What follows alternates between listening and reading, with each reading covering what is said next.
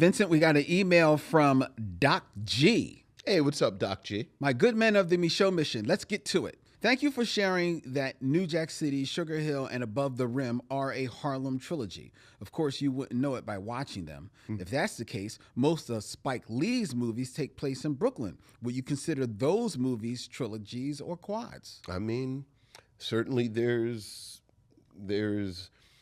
it's funny. I know the hook for Red Hook Summer was that it took place in the Do the Right Thing universe.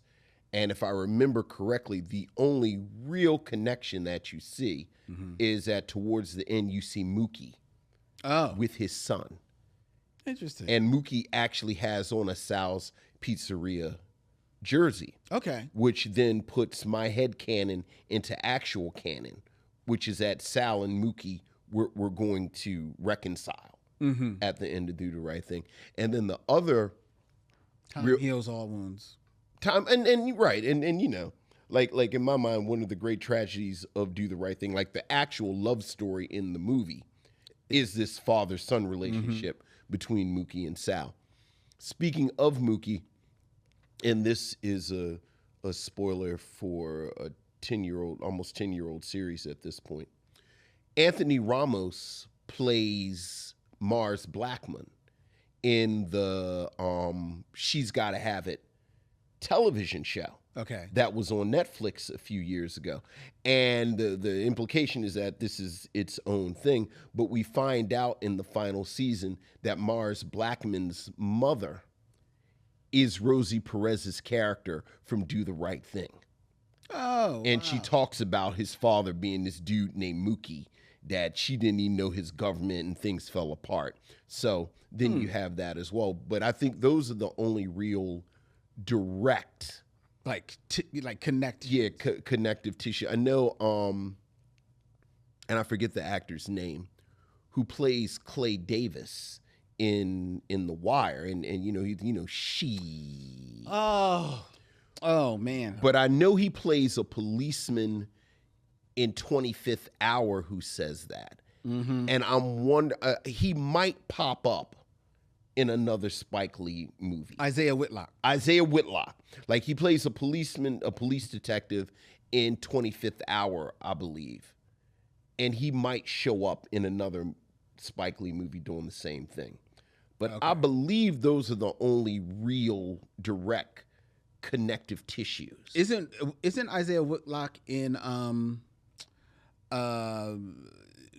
what's the Spike Lee Vietnam movie on Netflix? The Five Bloods? The Five Bloods. I think he's one of the Five Bloods. I don't think he is. I thought he was in that film. I don't think he's one of the Five Bloods. Now I have to look it up. All right, so it's like Delroy Lindo. Yeah, he's in the Five Bloods. Is he one of the five? Okay, well, there you go. If he's a detective, I guess. I don't know if they ever say what his job is. Right, because that's after they got out of the war, because they go back. Right. So remember, half of it is set in present day. Right. So, in theory, he could have been the same detective in 25th Hour. Oh, we have to look that up. Right. Let's see. We have an email from Mark Loopy. Hey, what's up, Mark?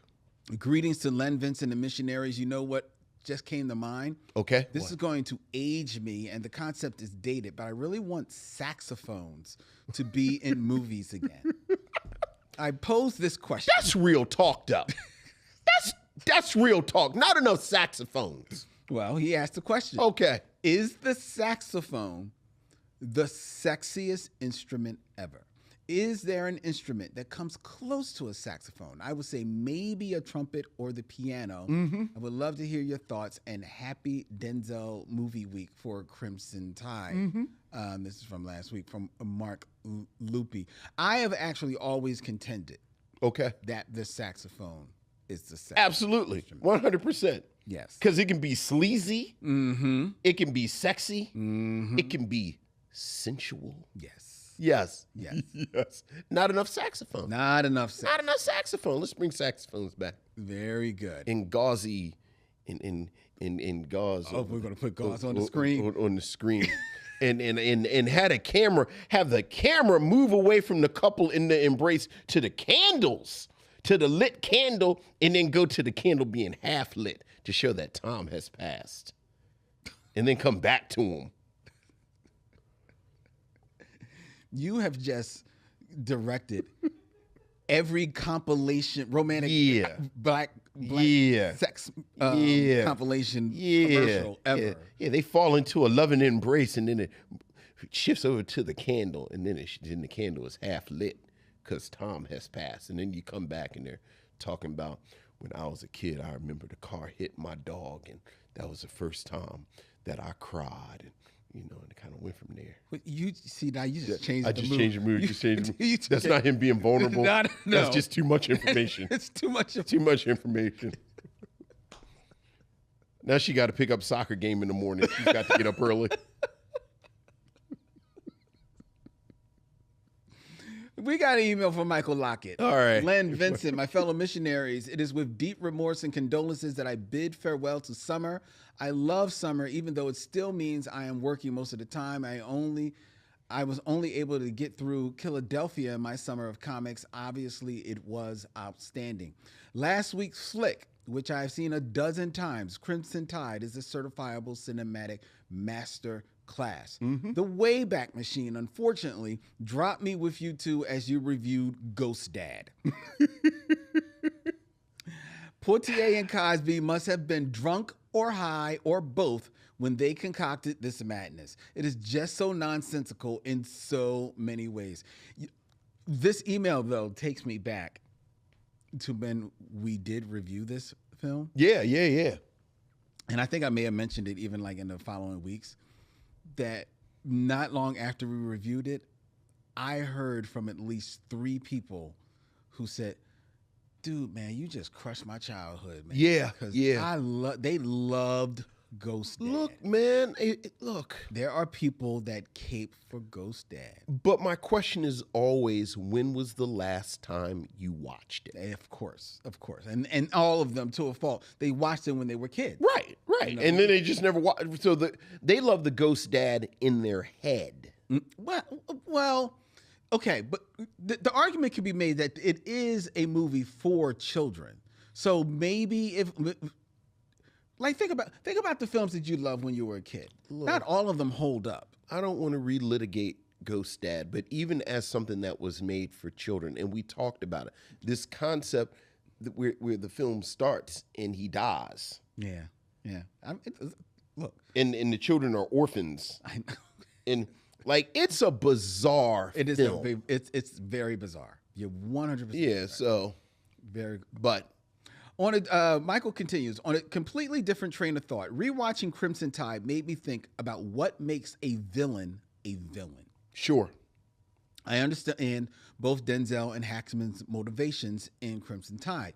Is villainy in the eyes of the beholder? Thinking on this, I began to wonder, what villain do you understand / agree with up to a point? For this thought experiment, I have to stand for Superman in Injustice Gods Among Us, which is a comic book series that has a movie, animated movie, if you want to look it up.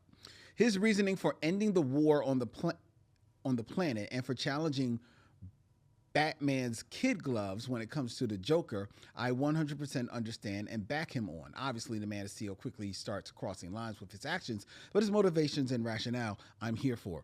What about you two? All the best, Michael Lockett. Looked like you maybe even had one of. Oh yeah. It's my favorite villain in literature. Carl Lindner in A Raisin in the Sun. Oh, okay. The dude who represents the Clybourne Park Housing Association, who comes and tells the younger family that they don't want the black family to move into the neighborhood. And Lorraine Hansberry is so brilliant in building him. Like, he has this wonderful monologue about the American dream and simple people, simple folk, and all we have are these houses, and these houses represent our hopes and dreams and everything that we've sacrificed, and this is a community that we've built, and you have to say that people deserve to live in the kind of community they want to live in, and it is so insidious. Because you find yourself nodding your head nodding your head and he's making so much sense, but then he lands on basically calling them niggas. Yeah. Yeah. And you're like, whoa, but this is how it works. Mm-hmm. Like, if you are blessed to be an adult, you understand that villainy is not Lex Luthor and Thanos and Freddy Krueger. It's a little nebbish man who represents the housing authority, who just, again, and I love him. You know, I know that's not a sexy answer, but he's immediately my favorite villain in art. Well, I hear you. Like, I love Carl Lindner because he makes sense, which is what makes him dangerous. Right. I'll give the sexy answer, which is Killmonger from Black Panther. Yeah. That's the sexy answer, because he basically calls Black Panther and Wakanda on their shit. Yeah. Oh, yeah. You know, like, oh, y'all have had all this for this long? Yeah. And you've basically kept it to yourself? And he's not even talking about sharing it with the world. He's just talking about sharing it with the rest of Africa. Right. You know what I mean? Right. You know, just like stopping everything you've seen going on. Yeah. You know, but you protecting under this bubble. And the second he does that, it's the reason why everyone that watches that movie is like, yeah, he makes good points. He makes good points. Yeah. Man. You know what I mean? Like, yeah.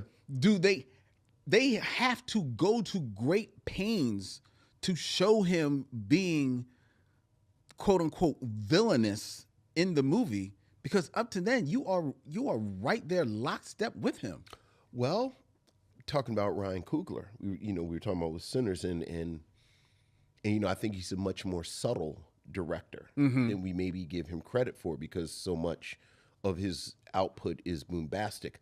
I love the subtle detail, the bookend to the exchange that T'Challa and Shuri have when T'Challa first comes into her lab and he's wearing the sandals and what are those? And he says, these are traditional footwear, this, that, and the other. But at the end of the film, when they do decide to open up, he's wearing boots just like Killmonger. Mm-hmm. So he's almost literally walking in his shoes. Yes. And so I think that speaks to all of us with Killmonger as well. So there's the 12-part Netflix show you didn't know that you needed, Killmonger and Mr. Lindner. Oh, wow. Unsettling evil that makes more sense than you want it to.